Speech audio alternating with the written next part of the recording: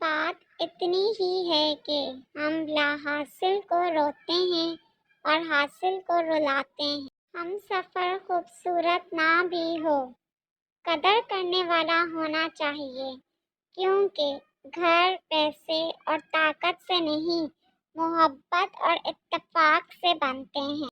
نبھائے نہ جائیں تو بنانے بھی نہیں چاہیے۔ کسی کو اذیت میں ڈالنے کا کیا فائدہ؟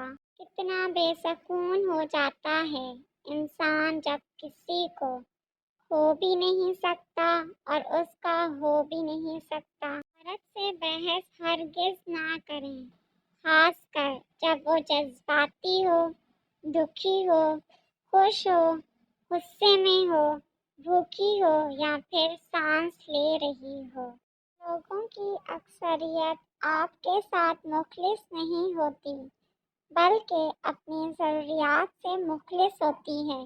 صرف ان کی ضروریات بدلنے سے ان کا خلوص بدل جاتا ہے۔ کم ترین علم وہ ہے جو زبان پر رہے، اور بلند ترین علم وہ ہے جو کردار سے ظاہر۔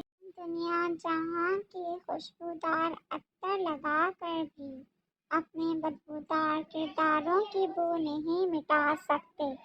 کردار مہکنا جسم مہکنے سے بہتر ہے۔ ایسے لوگوں کو کبھی اپنی ترجیحات میں شامل نہ کریں جنہیں آپ تب میسر ہوں جب انہیں کوئی میسر نہ ہو۔ دنیا میں کامیاب ہونے کے لیے آپ کو اکیلے ہی سفر کرنا پڑتا ہے۔